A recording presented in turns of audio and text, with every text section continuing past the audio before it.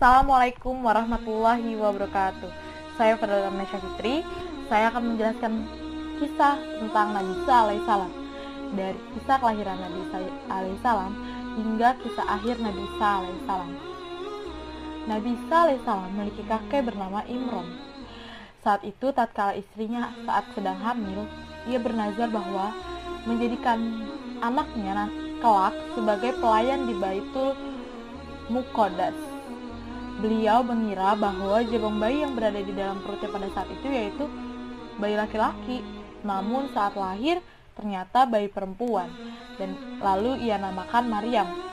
Maryam kian berinjak dewasa, ibunya mengirimnya ke Baitul Muqaddas agar dapat berkhidmat di sana. Pada suatu hari Maryam menyingkir dari tengah masyarakat dan pergi ke bagian Baitul Muqaddas dan melakukan uzlah di tempat tersebut. Allah Subhanahu wa Ta'ala mengutus seorang malaikat dalam bentuk manusia untuk memberikan Nabi Isa alaihissalam kepada Maryam. Oleh karena itu, Bunda Maryam mengandung tanpa memiliki suami atau tanpa berhubungan dengan seorang pria. Pada berbagai riwayat menjelaskan bahwa Bunda Maryam mengandung dengan cara memakan 2 buah kurma yang dibawakan Jibril kepadanya. Hari berjalan tiba masa kelahiran Nabi Isa alaihissalam. Sakit persalinan yang membawa Bunda Maryam ke sebuah tempat di pangkal pohon kurma. Bunda Maryam sangat bimbang karena berbagai komentar akan diterimanya sedemikian sehingga ia berharap meninggalkan dunia. Namun Nabi Isa yang baru saja lahir berbicara sesuai dengan perintah Allah Subhanahu wa Ta'ala untuk menghibur ibundanya atas mukjizat yang telah diberikan Allah oleh Allah Subhanahu wa Ta'ala. Bunda Maryam dengan hati mantap dan senang sembari menggendong anaknya, ia kembali ke kaumnya dan ke keluarganya. Saat jejak Bunda Maryam berjalan mengitari masyarakat, mereka yang hanya mampu melihat secara lahir masalah ini memandangnya dengan penuh curiga dan penuh fitnah. Namun seketika masyarakat dibuat kaget oleh Nabi Isa alaihissalam. Melihat Nabi Isa alaihissalam dapat berbicara dengan kehendak Allah Subhanahu wa Ta'ala. Isa berkata, "Sesungguhnya aku ini hamba Allah. Dia memberiku Alkitab Injil dan dia menjadikan aku seorang nabi. Dan dia menjadikan aku seorang yang diberkati di mana saja aku berada. Dan dia memerintahkan kepadaku untuk mendirikan sholat dan menunaikan zakat selama aku hidup dan berbakti kepada ibuku. Dan dia tidak menjadikan aku seorang yang sombong lagi celaka. Dan kesejahteraan semoga dilimpahkan kepadaku pada hari aku dilahirkan, pada hari aku meninggal, dan pada hari aku dibangkitkan hidup kembali." Quran Surat Maryam ayat 27-33. Karena ucapan tersebut, Nabi Isa membuktikan kebenaran dan menyelamatkan hidup ibunya dan juga menetapkan kenabiannya bagi masyarakat untuk jalan yang lebih benar. Yang kedua ada kisah tumbuh dan kembangnya Nabi Isa alaihissalam. Allah Subhanahu wa Ta'ala telah menjelaskan kedudukan Nabi Isa alaihissalam yang sesungguhnya di Al-Quran diyakini bahwa beliau adalah salah satu hamba terbaik pilihan Allah Subhanahu wa Ta'ala. Beliau juga merupakan utusannya yang memiliki kedudukan tinggi dan mulia di sisinya. Orang Yahudi yang mengatakan beliau adalah anak zina adalah salah besar. Bukan pula orang-orang Nasrani yang mengatakan bahwa beliau adalah Allah atau anak Allah. Ia merupakan khalifah untuk menunjukkan petunjuk untuk umatnya. Risalah Nabi Isa alaihissalam pada masa-masa awal setelah lahir adalah menetapkan makam kenabiannya dan bahwa ibunya tidak bersalah atau berdosa. Beliau saat itu belum dapat untuk memikul tanggung jawab untuk memberikan petunjuk dan menyampaikan agama ilahi. Pada saat yang sama, bahaya yang dilancarkan oleh sekelompok Yahudi mengancam Nabi Isa dan ibundanya yaitu Bunda Maryam. Allah Subhanahu wa Ta'ala dengan segala kehebatannya dan rasa yang sayang yang senantiasa menuntun mereka berdua ke tempat yang aman. Di sana merupakan negara yang nyaman, air yang mengalir, sehingga tempat itu Nabi Isa melalui masa-masa pertumbuhannya. Kelak beliau menyiapkan dirinya untuk menyampaikan risalah samawi. Pada sebagian riwayat disebutkan bahwa tempat itu adalah Najaf. Beliau bertumbuh dan berkembang dengan baik di sana atas perlindungan Allah Subhanahu wa Ta'ala. Yang selanjutnya adalah mukjizat Nabi Isa alaihissalam. Yang pertama ada terlahir tanpa seorang ayah. Hal tersebut merupakan mukjizat yang sangat agung yang dimiliki oleh Nabi Isa alaihissalam. Akan tetapi Allah menjadikan ia dapat berbicara. Akan tetapi beliau bukan satu-satunya nabi yang terlahir tanpa ayah. Tetapi ada nabi yang terlahir tanpa ayah maupun ibu, yaitu Nabi Adam alaihissalam. Yang kedua adalah dapat berbicara saat bayi. Mukjizat ini juga merupakan mukjizat yang sangat luar biasa. Walaupun beliau masih bayi, tetapi Allah menjadikan ia dapat berbicara. Tujuannya untuk mengabarkan tentang dirinya dan tentang ibunya, sehingga masyarakat dapat mempercayai dan berhenti mengolok Bunda Maryam yang sebagai ibunya. Selanjutnya ada diangkat ke langit dalam keadaan hidup. Pada saat peristiwa penyaliban dan penangkapan Nabi Isa alaihissalam, salah satu kaum yang berkhianat, maka Allah melindunginya.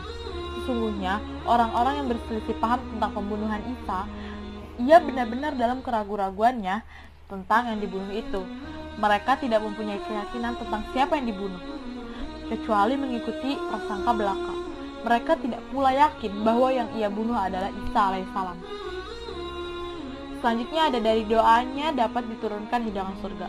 Pada suatu hari, terdapat kawan Nabi Isa alaihissalam yang bertanya kepada Nabi Isa alaihissalam, apakah Tuhannya dapat menurunkan makanan dari langit? Pada saat itu seketika pun Allah menurunkannya. Setelah hal tersebut, mereka menjadi yakin akan kebenaran Allah Subhanahu wa Ta'ala dan dakwah Nabi Isa alaihissalam. Yang selanjutnya ada menjadikan burung tanah liat menjadi hidup dengan izin Allah. Hal ini menunjukkan bahwa umat yang pada saat itu bersama Nabi Isa menjadi semakin yakin akan keberadaan Allah Subhanahu wa Ta'ala dan kebenaran Allah Subhanahu wa Ta'ala. Kepahaman bahwa manusia dan makhluk hidup tercipta dari tanah. Selanjutnya adalah menyembuhkan kebutaan, penyakit kebutaan, dan menghidupkan orang mati. Hal tersebut terjadi atas izin Allah. Bahwasannya ketika kita dalam kandungan yang tadinya tidak dapat melihat, namun atas seizin Allah kita dapat melihat dan melakukan hal yang tadinya tidak dapat dilakukan, maka kita dapat melakukannya. Sesungguh maha agung dan maha kuasanya Allah Subhanahu wa Ta'ala kepada hambanya. Yang terakhir, ada mengetahui apa yang orang makan dan apa yang orang simpan di dalam rumahnya. Nabi Isa alaihissalam juga diberikan mukjizat untuk mengetahui apa yang orang lain makan dan apa yang disimpan di dalam rumahnya. Sungguh karunia Allah yang amat begitu besar. Yang keempat ada safari dakwah di masa kenabian Nabi Isa alaihissalam. Nabi Isa alaihissalam tumbuh dan berkembang dalam pangkuan dan kasih sayang Bunda Maryam hingga mencapai usia 7-8 tahun. Pada masa kenabian Nabi Isa mendapatkan tugas untuk menghidayahi Bani Israel dan menyelamatkan mereka dari kesesatan. Allah Subhanahu wa Ta'ala telah mengajarkan kitab Taurat dan Injil kepadanya dan menganugerahkan kepada hikmah dan ilmu khususnya. Allah Subhanahu wa Ta'ala mengaruniai kepada Nabi Isa mukjizat supaya ia dapat menetapkan kenabiannya kepada masyarakat. Jalan dakwah Nabi Isa alaihissalam tidak berbeda dengan dakwahnya para nabi dan rasul yang lain. Tugas utama yaitu mengajak manusia untuk beriman dan beribadah kepada Allah Subhanahu wa Ta'ala. Hanya saja Nabi Isa diutus khusus untuk Bani Israel. Berbeda dengan Nabi kita, Nabi Muhammad Sallallahu Alaihi Wasallam, yang diutus kepada semua makhluk dari kalangan jin sampai manusia. Allah Subhanahu wa Ta'ala berfirman dalam Al-Quran, yang artinya, dan Allah jadikan Isa sebagai Rasul yang diutus kepada Bani Israel, dan berkata kepada mereka, sesungguhnya aku telah datang kepadamu, membawa ayat atau mukjizat dari Rabb-mu. Quran Surat Ali Imran ayat ke-49. Yang terakhir yaitu adalah jejak akhir Nabi Isa alaihissalam. Pada para Yahudi, sebagiannya menyimpan permusuhan kepada Nabi Isa alaihissalam, berencana untuk membunuhnya. Oleh karena itu, pengkhianatan salah seorang wariyun yang bernama Yuhada Iskariot yang tidak beriman kepada Nabi Isa. Di dalam hatinya termasuk sebagai seorang munafik membongkar tempat persembunyian Nabi Isa alaihissalam. Sehingga musuh segera menyergap tempat tersebut. Mereka menangkap seseorang yang mirip dan menyerupai Nabi Isa alaihissalam. Orang-orang Nasrani dan beberapa meyakini bahwa Musa telah menyalib Nabi Isa pada hari Jumat, kemudian membunuhnya. Kitab Samawi Al-Quran menolak bahwa Nabi Isa alaihissalam telah disalib dan dibunuh. Bahwa dalam Al-Quran, Allah Subhanahu wa Ta'ala telah menyerupai seseorang yang hendak dibunuh dengan wajah seperti Nabi Isa alaihissalam. Allah melindungi Nabi Isa dari mereka yang berniat membunuh sang khalifah tersebut. Allah Subhanahu wa Ta'ala telah menjaga dari kejahatan musuh-musuhnya. Allah juga membawanya ke langit hingga mengembalikannya ke bumi saat hingga pada masa kemunculan Imam Mahdi dan menunaikan salat di belakangnya. Maka Allah akan menurunkan kembali turunnya Nabi Isa alaihissalam akan membunuh Dajjal dan menyelamatkan umat muslim saat di penghujung akhir zaman yang akan datang atau di hari kiamat. Sekian tentang kisah Nabi Isa alaihissalam yang dapat saya berikan. Kurang lebihnya mohon maaf. Wassalamualaikum warahmatullahi wabarakatuh.